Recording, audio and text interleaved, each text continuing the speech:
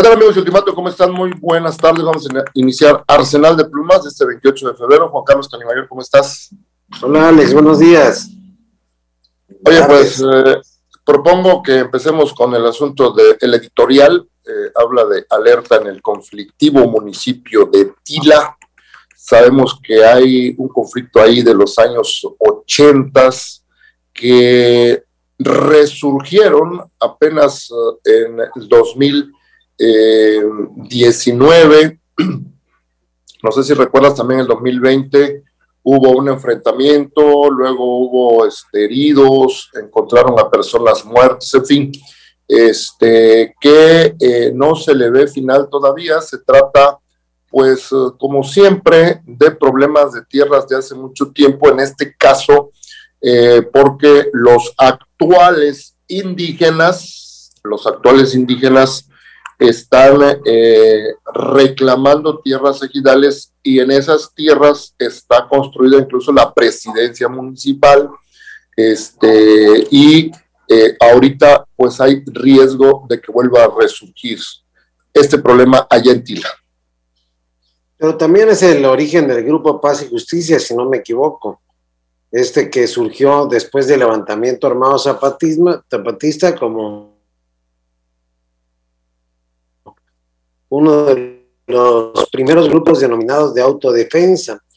Lograron municipios, pues ya son focos rojos en la geografía chiapaneca, junto con, pues tú sabes, Chenaló, Venustiano Carranza, todos los municipios, Margaritas más recientemente.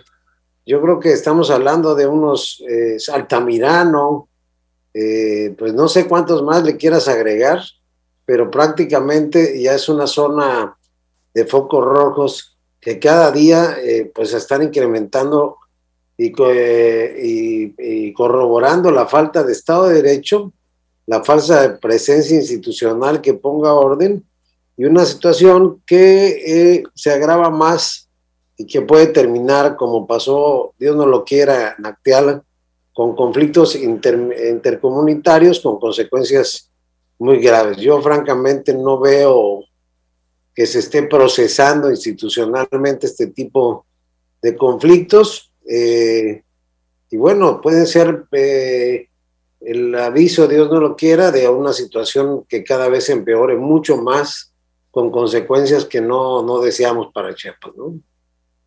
Sí, hombre, pues es uno de los temas que hay en Chiapas, que tiene que ver con conflictos de tierras, que yo creo durante muchos años estuvieron siendo solamente administrados. Nunca nadie se preocupó por darle una solución definitiva. Sabemos que todos los problemas de cualquier tipo se pueden resolver siempre y cuando haya, en este caso, voluntad política de las autoridades correspondientes, que me imagino yo en este caso tendría que ser la autoridad política del gobierno del estado, la autoridad política del ayuntamiento, y los grupos sociales que están interesados en que se resuelva ese diferendo, ¿verdad? Pero no han querido darle solución definitiva, entonces le van dando larga, y mientras más pasa el tiempo, pues más se complica. Bueno, ahí va a quedar el pendiente de... Yo creo que parte del origen tiene que ver, visto al pasado, visto al origen, con este modelo de propiedad comunitaria, que a lo mejor ya no está adecuada a los nuevos tiempos que está viviendo el país, y que es, yo creo, en el fondo, el origen de muchas de las disputas, ¿no? Así es. Bien, pues, si quieres vamos a tu columna, a Estribor, Putin, criminal de guerra. Abordas tú el tema de lo que está ocurriendo allá en Ucrania. Ya van 5 días aproximadamente de que Rusia decidió invadir a Ucrania, a pesar de que el presidente de Rusia, Vladimir Putin, había dicho que no lo iba a hacer. Todo el mundo lo tomó como una mentira, como un mentiroso, porque por un lado decía que no iba a invadir, y al mismo tiempo estaban entrando ya sus tropas, ¿no? 5 días ya. Pensábamos muchos que este fin de semana, desde el viernes, se hablaba de que las tropas rusas ya tenían rodeada a Kiev, la capital de Ucrania, y pensamos que era cuestión de horas para que llegaran y tomaran la capital, y a partir de ahí pues las cosas pudieran cambiar, porque en algún momento podían incluso detener o expulsar al presidente de Ucrania. No ha ocurrido hasta este momento, pues sigue el asunto allá. Tú lo analizas en tu columna el día de hoy.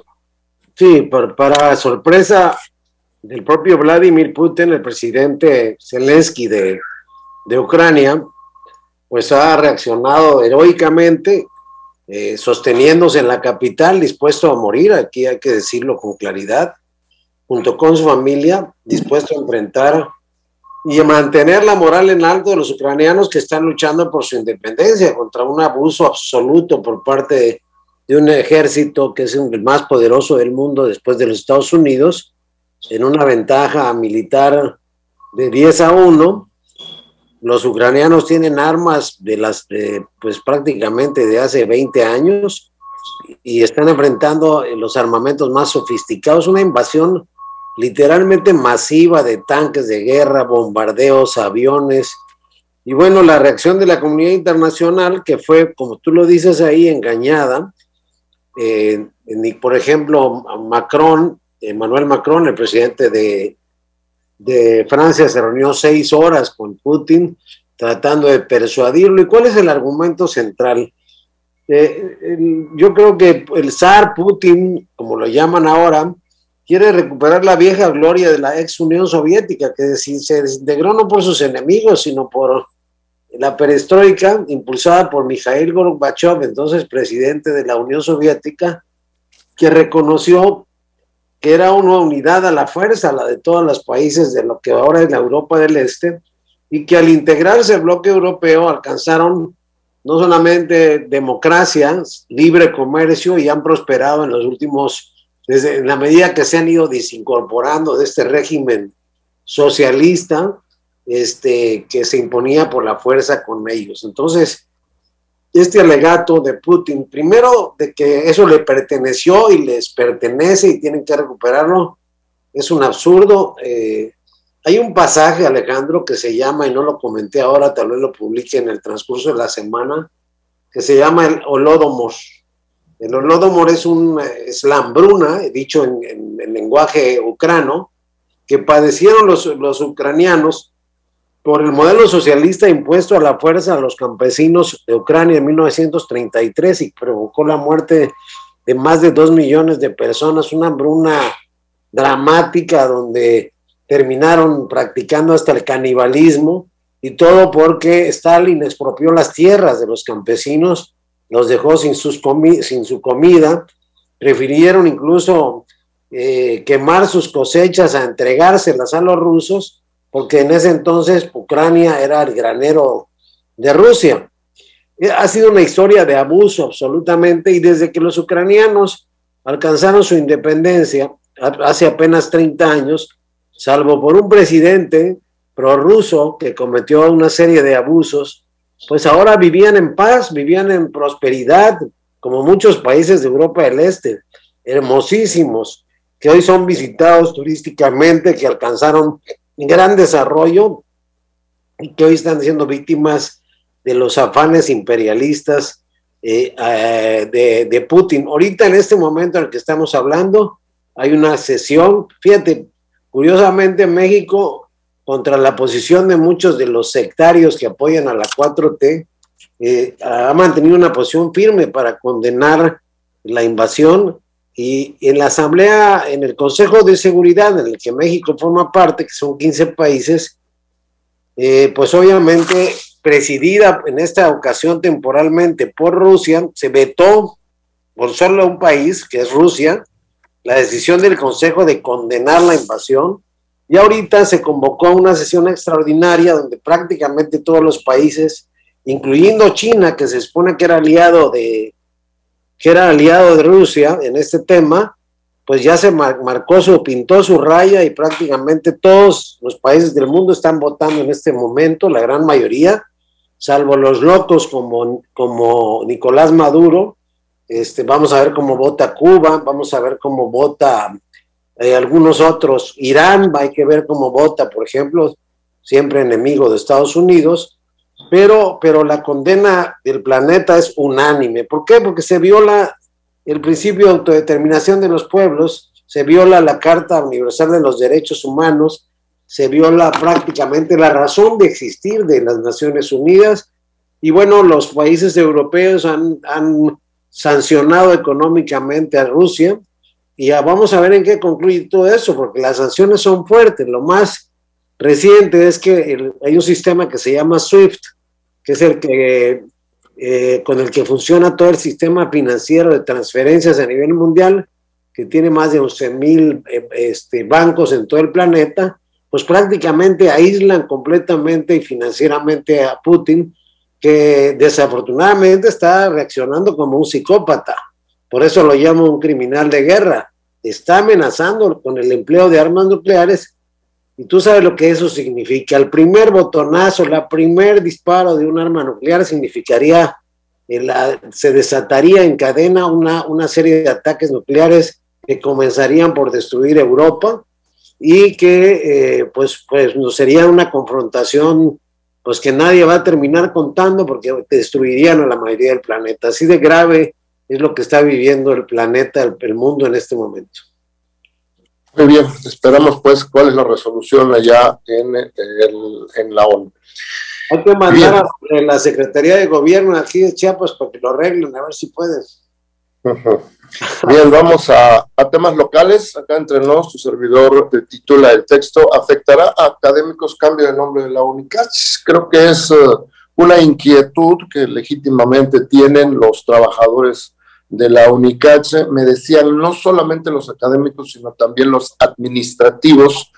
Y abordo el tema porque la semana pasada hubo una manifestación de trabajadores administrativos y académicos aquí en el centro de Tuxtla Gutiérrez, de la Universidad de Ciencias y Artes de Chiapas. La UNICACH están preocupados, digo ahí en la columna, porque el 14 de enero pasado se filtró, ni siquiera hubo un comunicado oficial, se filtró la información de que cambiará de nombre a Universidad de Ciencias, Artes y Humanidades.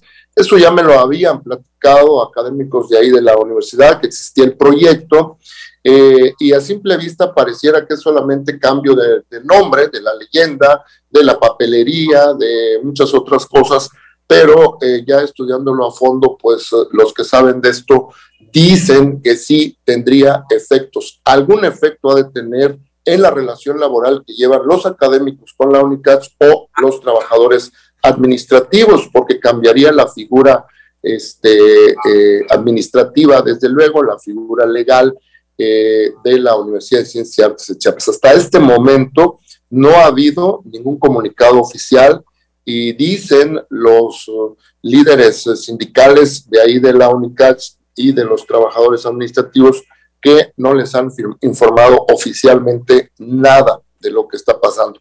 Una fuente, cito ahí en la columna, que no me autorizó a dar su nombre, que sabe del tema, dice que muy probablemente lo que quiere hacer el actual rector, Juan José Solórzano Marcial, pues es corregir un error que viene de origen desde la creación de esta universidad en 1994. Recordemos que fue creada por Eduardo Robledo Rincón. Eduardo Robledo Rincón estuvo escasamente 2 meses como gobernador constitucional del estado de Chiapas, y uno de los actos de gobierno que logró hacer pues fue ese, y por pues la inestabilidad política que vino después, vimos que hubo varios gobernadores interinos por el levantamiento armado zapatista, pues se habrá dejado ahí en stand-by la construcción legal de esta universidad, y que eso tratarían de corregirlo ahorita. Así que pues ahí está latente la inquietud, la preocupación de los trabajadores administrativos y los académicos de la UNICACH, hasta que no les digan qué es lo que realmente va a pasar.